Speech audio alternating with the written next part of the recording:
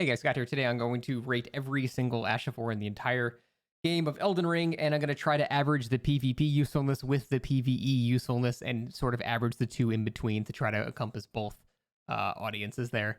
I accidentally streamed the first portion of this because I thought I hit record, but I hit stream, so I'm redoing the first portion of this. So let's go through it really fast because there's 90 Ashes of War in the game, and we'll be here forever if I don't go pretty fast. So first up, Assassin's Gambit. It's really bad because it's just you can do the same thing with items and talismans and things like that. You don't even need this. Also, it damages you, or it shows your health. So even if you're trying to be stealthy, it reveals you. It's pointless. I don't think this is a very good ability whatsoever.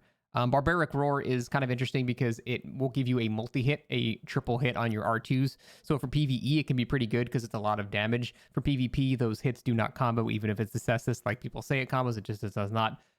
So it's not super great in PvP because the triple hits don't combo. But in PvE, it's actually pretty decent. Barrage is probably the only good Ashifor in the game, other than maybe Rain of Arrows for bows. It's really good for punishing aggressive players that are trying to run into you. They think they can get an advantage.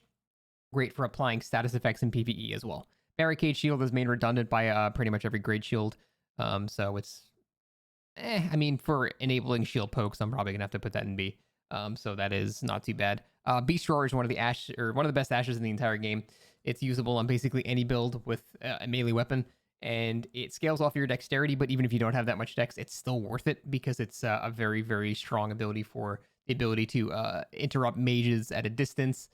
People that are trying to run away to heal, getting that last bit of damage. The amount of uses for Beast Roar isn't insane, and you can have a bunch of talismans that will boost the damage of it as well. So yeah, one of the best ashes in the game by far. Black Flame Tornado is pretty damn good for PvE and also pretty damn good for PvP. For PvE, it does percentage-based damage, so it's great for bosses with a ton of health. And for PvP, it can pretty much one-shot players that get a little cocky and run into you. It stun locks for the entire duration. And also, I would say it's not great for 1v1s, but when you're getting ganked in invasions and things like that, it is very, very strong. Bloody Blade is just basically the Reduvia ability, but worse. Bloodhound Step is Bloodhound Step. Don't have to talk about it. This is Blood Tax. Blood Tax is just repeating thrusts with less damage and some lifesteal. It's not very good. For PvE, it has its uses, though, for healing you and stuff like that, so it's okay. Bloody Slash is underrated as hell. With arcane scaling, you can actually almost one-shot people or one-shot them if you really heavily go into it. I made a one-shot build with Bloody Slash. Easily did 1900 damage, so very, very strong. Braggart's Roar, pretty nice passive buffs. Doesn't do much else. But if you don't have a weapon that requires Ashes of War to augment its moveset, I'd say it's a pretty decent buff. Carrying Grandeur does insane damage in PvE. Very hard to hit in PvP. Carrying Greatsword is just the worst version of that. It's not worse, it just has less maximum charges. Carrying Retaliation is one of the best parries in the game. I'm going to put that in A. I think Golden Parry is the only parry that has better parry frames. The ability to parry spells as well is also a great plus.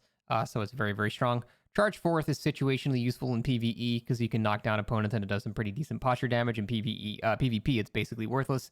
Chilling Mist for applying Frostbite to bosses is actually not bad at all. And it applies some Frostbite on your weapon, so it's not super bad. I'm going to say for its PvE utility, I'll put it in B, but it's pretty generous. Crag Blade is unfortunately not great. It increases the posture damage of your weapon and increases the strength scaling of your weapon, but by not by that much, really. And you're much better off just using an active ability that will cause you to posture break a lot quicker. The poise difference is not even noticeable in PvP. Determination is basically just the beta for Royal Knights Resolve, but it's very strong. Being able to one-shot people even just with Determination alone because of multiplicative modifiers, super strong. Double Slash is certainly worse than Corpse Piler. And the reason that Rivers of Blood's ability is so much better is because the bleed stuns you into further hits from this, where Double Slash doesn't do that. So it does a lot of damage, but it's pretty hard to hit all of it. I'm going to say that's B as well, because for PvE, it's quite good. For PvP, you can roll out after each instance of the combo. Earthshaker is sort of just like the worst version of Horaluz. It's not particularly great. So overall, I don't think I would super recommend that one. God, what even is this one? I have to actually look at some of these because they are very underused. Oh, this is Enchanted Shot. This makes your arrow sort of auto-track to people, but it's sort of like a spells auto-tracking where you can still sort of side strafe it, and it just doesn't really do much. So I don't really know what the point of this thing is. This is Endure, I believe. Endure basically gives you nearly infinite poise and very heavy damage reduction. It's situationally useful. I think Storm Stomp is better because Storm Stomp also stuns the opponent while giving you the same levels of hyper armor, but it's situationally useful. I'm going to say that's about a C because there are times when you can use it, especially in PvP, but it's so hard to not recommend Storm Stomp over it because it does almost the exact same thing, but just sort of better. I believe this one is Eruption, but I want to make sure. Yeah, this is Eruption. Eruption is... It does a lot of damage, but it's really hard to actually get hits on players. Now, on PvE, on big enemies, it can sort of multi-hit, and it's actually not so bad. But overall, it takes a long time to use it as well. Not a huge fan there. The next one is probably going to be Flaming Strike. Or is that Flame of the Red Mains? I always get them confused. Flame of the Red Mains, then Flaming Strike. Okay. Flame of the Red Mains, I'm honestly going to put in S tier. Because of its usefulness in PvE and its usefulness in PvP. In PvP, it's got a very long range arc, and in PvE, it actually has an insane amount of posture damage to the point where it will stagger most bosses in 2 or 3 casts. So Flame of the Red Mains has an insanely high amount of damage and stagger damage. It's got a lot of range. It really just has everything going for it. It is very, very strong. On the same side, Flaming Strike is also very, very strong. For PvP, if you get the lingering hitbox hit, it'll combo and do 1,500 damage easily. It also enchants your weapon with fire. I think 80 fire damage for a short amount of time, which is also really, really good. There are very few scenarios in which Flaming Strike is not a good choice for your weapon. So Flaming Strike, super, super good. Next we have Giant Hunt, which is also S tier because this thing can one-shot people. You throw this on a greatsword, it perfectly roll catches on a halberd, things like that. It does an insanely high amount of damage. It can also counter hit as well, which is insane. So it can do a thrusting counter hit that's benefited from the Spear Talisman, and you can do insane amount of damage with Giant Hunt. So super, super, super strong. Kind of hard to hit sometimes though because it's you can't turn it very much, but the amount of damage that it actually does is pretty ridiculous. Next we have Glint Blade Phalanx, I believe. Yeah, this is Glint Blade Phalanx. This is better than people think it is, but it's still not great. The thing that's good is the follow-up thrust does a ton of damage. And the problem is, though, when you set up the phalanxes, people typically don't try to punish you. They wait for the phalanxes to go away, and they don't do too much damage. So they're overall not great. However, Glintstone Pebble is one of the most busted ashes in the entire game, able to one-shot any player, even with minimal stat investment. I don't know why it does so much damage. It true combos. It's even good for PvE because it's such a low FP cost. The damage to FP ratio is absolutely insane for Glintstone Pebble. It's incredibly overpowered. I don't know why it's that good. Golden Land is actually pretty decent. It's pretty hard to actually hit people with the explosion, but the lingering effect of the homing kind of yellow beams that it shoots is very good for creating some pressure and for getting players off of you. And in terms of just raw damage, all of them beaming on the same enemy in PvE is very, very strong. Golden Parry is going to be a little bit above Carry Retaliation, I think. You can parry things at a distance, and it has slightly better parry frames as well. Plus, it looks sweet. Lets you counter Rivers of Blood very easily. Very good. Golden Slam is super disappointing. Despite being the strongest of all Erdtree slams, it doesn't do enough damage to justify how slow it is. Really, all the Erdtree abilities I tried with literally max stats. They just don't do enough damage relative to how slow they are and how hard they actually are to hit people with. So definitely not a fan. Golden Vow is Golden Vow. It's a great buff. You really can't go wrong with it. It only lasts, I believe, 30 seconds on the Ash of War version, but it's just overall pretty damn good. Gravitas is okay, I guess. There's a couple of weapons that have great follow-ups to it, but the Ash by itself is just not super good. If you're looking for the drag thing, then Radahn's is much better. If you're looking for more of an AoE damaging effect, then Wave of Darkness is better. It's just kind of meh. Ground Slam is even worse than Golden Slam, so we're gonna put it at the bottom of C. Still does okay damage, but yeah, overall not good. What is even this one? Is that Horaluz? I think that's Horaluz. It's hard to tell. I'm pretty sure that's Horaluz Earthshaker. I'm gonna go with that. Horaluz Earthshaker is actually pretty decent. The amount of hyper armor you get is ridiculous. The shockwave effect goes under shields as well.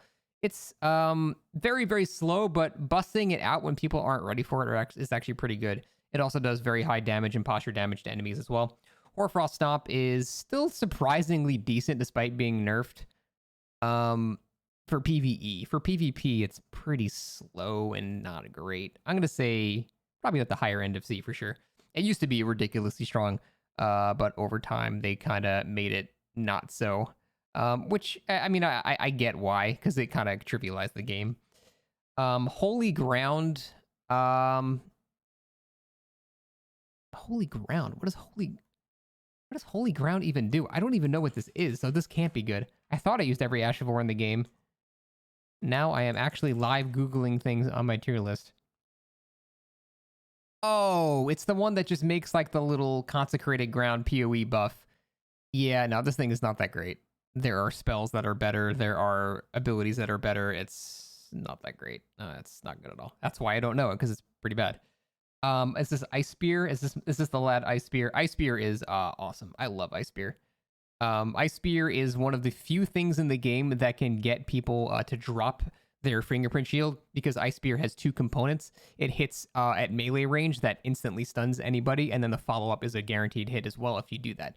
Now, the problem is its range is pretty short, but it applies Frostbite. It has very high damage. It's always best applied on a cold weapon rather than like a magic weapon, despite scaling with intelligence. I'm going to say Ice Lance is A tier. It does extremely high amount of damage, and if you have someone right up in your face, it'll stun them into the follow-up hit, which is immensely useful. The next one, I believe, is Impaling Thrust or Pierce. I always get these confused. Okay, that's Impaling Thrust, not Piercing Fang. Impaling Thrust is just basically the worst version of Piercing Fang. It does pretty decent damage, but it's so outclassed by Piercing Fang that there's not too many reasons to use this one over it. But overall, it's not terrible. Kick is awful. Don't use Kick. Lifesteal Fist, I'm assuming is this one, is just the worst. It's terrible. Even if you build into it doing damage, it's still really, really bad. The next one is going to be Lightning Ram. Lightning Ram is deceptively strong. On a build with high dex, because it scales with dex, it actually does quite a large amount of damage, like 700 per tick, which is huge. So I'm actually going to say, as much of a meme as it is, Lightning Ram is actually surprisingly decent for how silly it is. Lightning Slash. I always think it's Strike because you strike the ground in the animation. Lightning Slash does a pretty big amount of damage. It's what the Lindell Knights use, and it applies lightning on your weapon as well. For PvE, it's decent. For PvP, it's rather slow, but it does quite a bit of damage, so it's hard to say that it's probably at the bottom of B tier. I think would be a bit more fair for that. Next, we have Lion's Claw, which is, I'm going to say, an A tier ability. It's very, very damaging. It puts a fairly quick attack on very slow weapons like big colossal hammers and stuff like that. It's deceptively fast for how big and slow those weapons normally are. So for the surprise factor and the raw damage that it does, I would say A tier, because it actually gives you hyper armor too. It's overall just a very, very potent Ash. Is this Loretta Slash? I always get this one confused. I believe this is Loretta Slash. Yeah.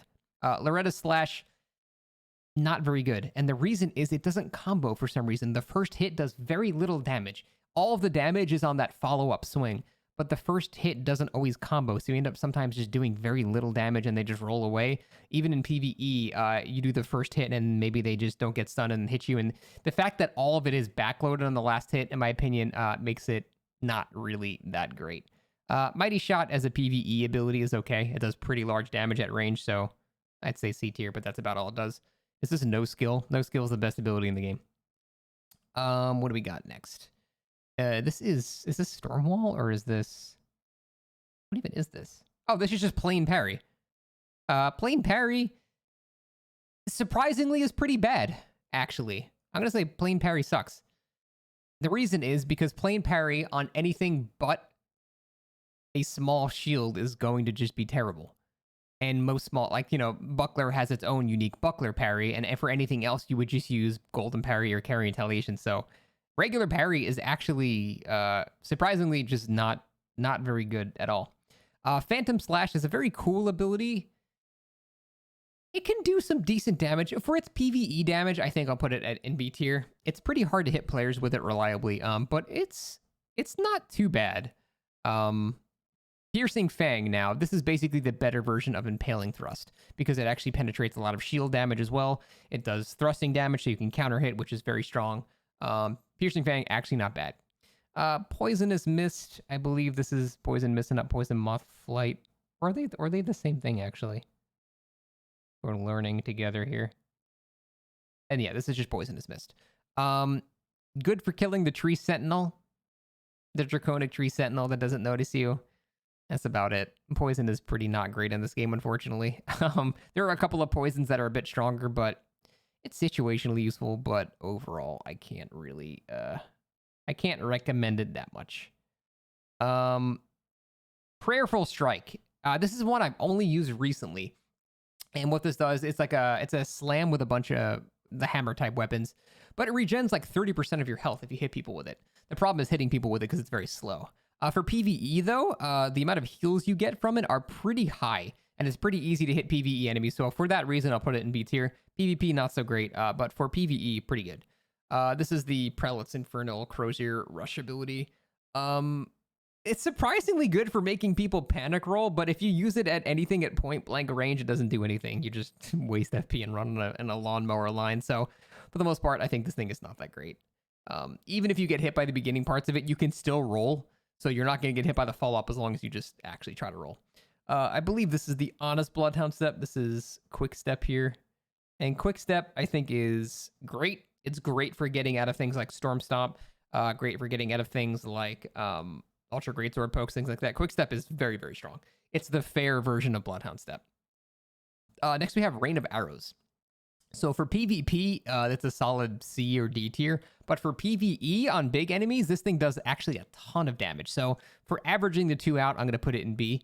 PvP, not very useful. But for PvE, on big enemies, it multi-hits so many times. You can do 6,000-7,000 damage on like big dragons and things like that. So definitely don't underestimate that, I think, for PvE. But for PvP, yeah, unfortunately, it's not so great.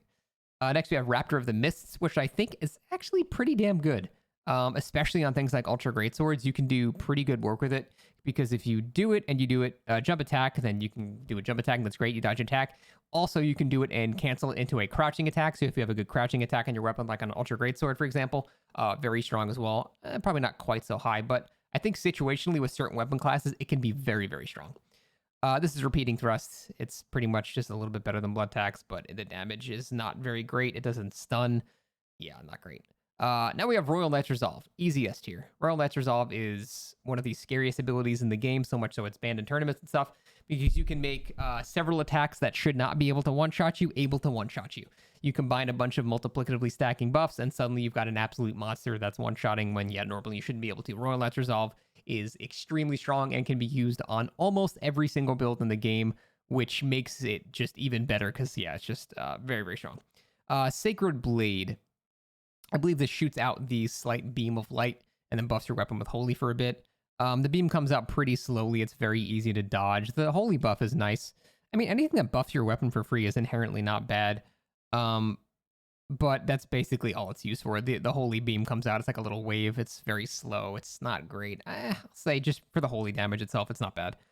I'll put it there for now. This is... God, what is this one again?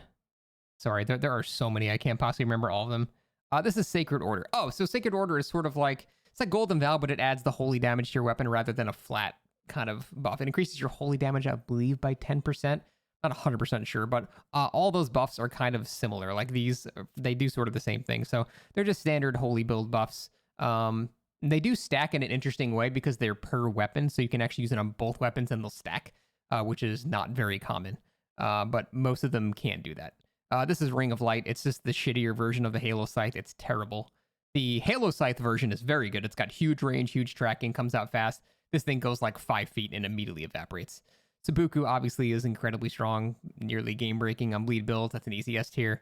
I don't even think I have to talk about the one. Sacred Order, again, it's sort of the same thing as the Shared Order. They sort of do the exact same thing. There's Shield Bash and Shield Crash. Which one? So Shield Bash should come first if we're going alphabetically. Shield Bash is...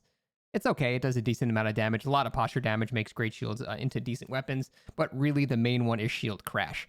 Shield Crash on certain shields, like the fingerprint shields, can literally one-shot you. I'm actually going to put this in A tier, because if you screw up once and get hit by a Shield Crash, you just die. And that is inherently incredibly strong. Anything that has the ability to one-shot you, even if it's somewhat hard to hit, I think has to at least be decent to some extent. Sky Shot is really bad. Basically, you shoot an arrow to the sky, one falls down. If you want to do something like that, I would just use Rain of Arrows. So I think Sky Shot is really, really bad.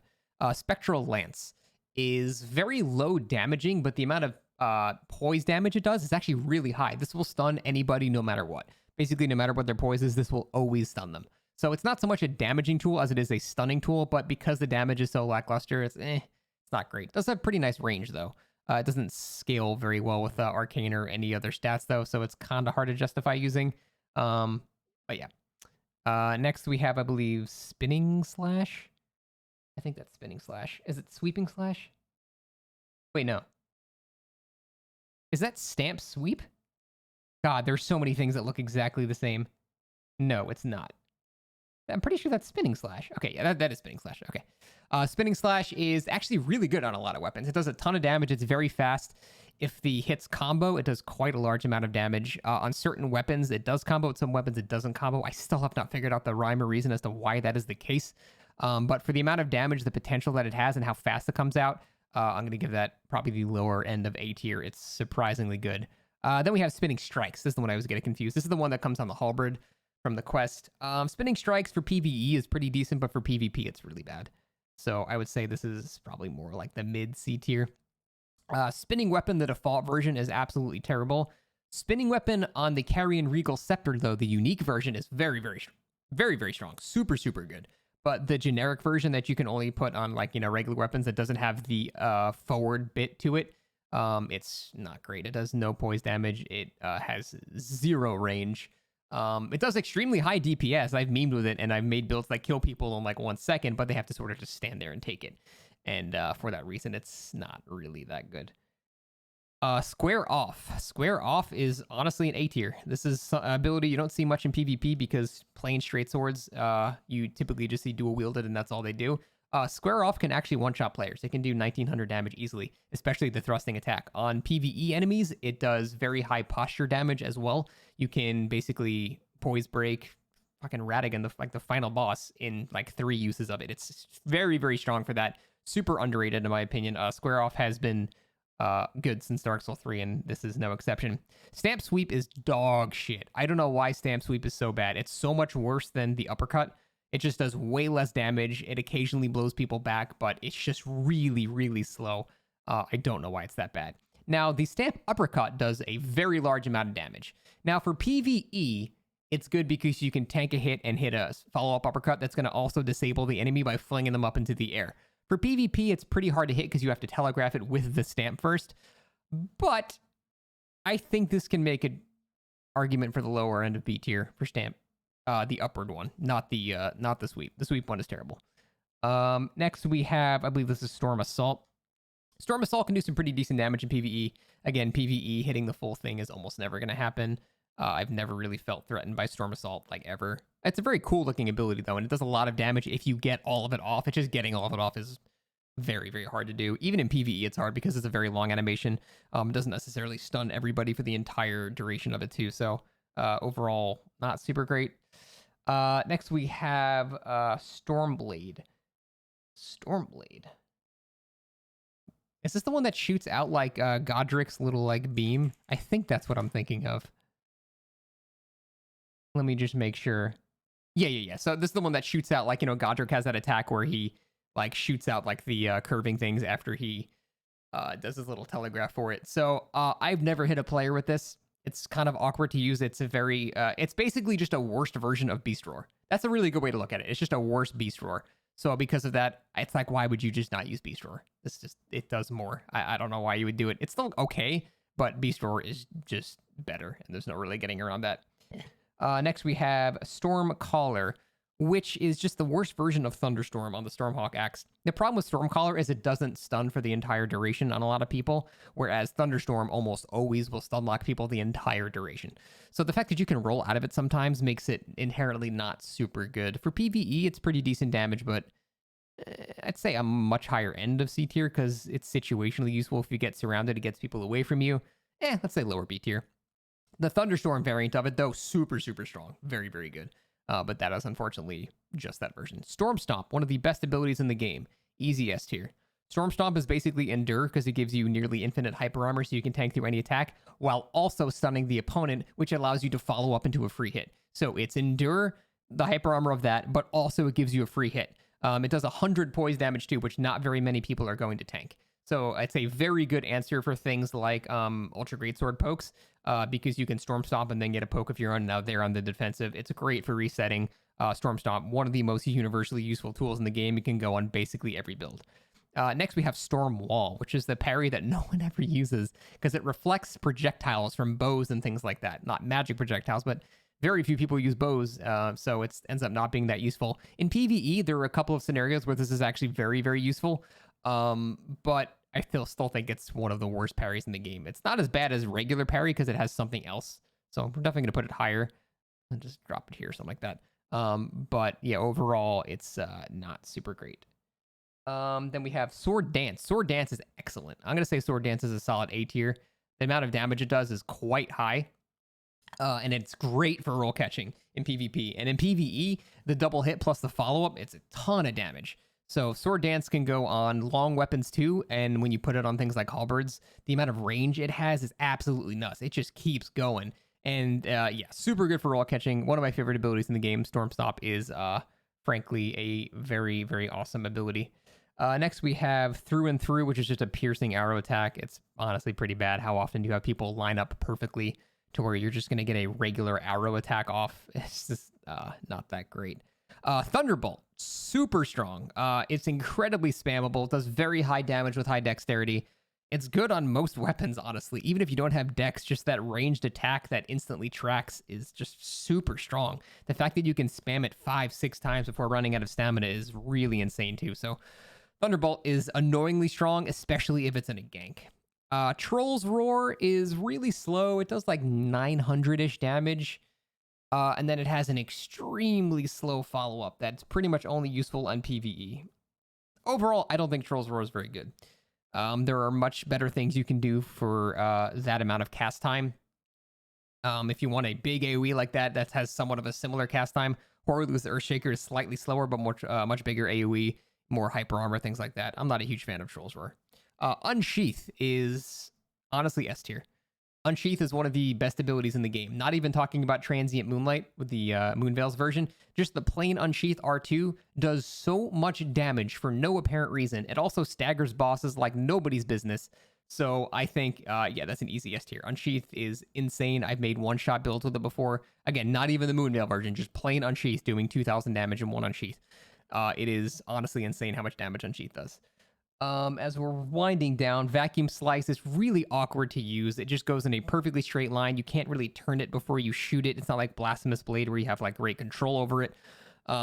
It's just not very good. Also, the damage it does is not even good when you do hit people with it as well, compared to something like, the Blasphemous Blade's ability. So, overall, not super good. Val the Indomitable is a pretty underrated Ashe. I actually like this one a lot. It makes you completely invincible for a second, which has a multitude of uses. Things like the ending of Rivers of Blood, if you're getting hit by it, it can just ignore the entire hit.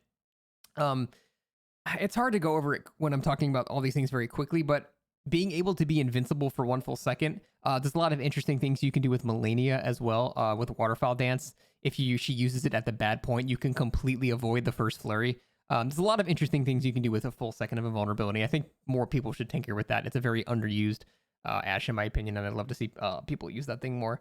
War Cry gives you an alternate moveset in buster damage as well. I'm going to put it to B because it gives you probably the better compared to the other Cry, where you do forward charging attacks instead, and it has a hitbox as you're charging it, and sometimes it'll stun into the follow-up. So it can do a lot of damage there. Giving weapons that don't normally have range, a decent range attack by giving them a forward charge is pretty useful. So for that, I think it's a pretty decent war cry. Waves of Darkness is really, really strong. I actually like Waves of Darkness a lot. I'd say probably low A tier. The reason is when you actually hit with it, even though it's broken and the follow-up doesn't work, when you hit with Ashe, with Waves of Darkness, people have to leave the area because it keeps hitting in the same area. So once you do it, if they're in their area, they have to roll, and they have to keep rolling. They have to keep being defensive, and it also repels people away from you. So if you're getting surrounded and people are trying to jump on you, this just makes it so they can't do that. They have to just wait for it to expire. And because of that, it'll give you time to pressure. It gives you time to breathe. It's got a lot of utility. Yeah, the follow-up swing is bugged still. After 4 or 5 months, it still doesn't work. But the initial 3 waves, the fact that the third one is delayed as well, is really, really useful.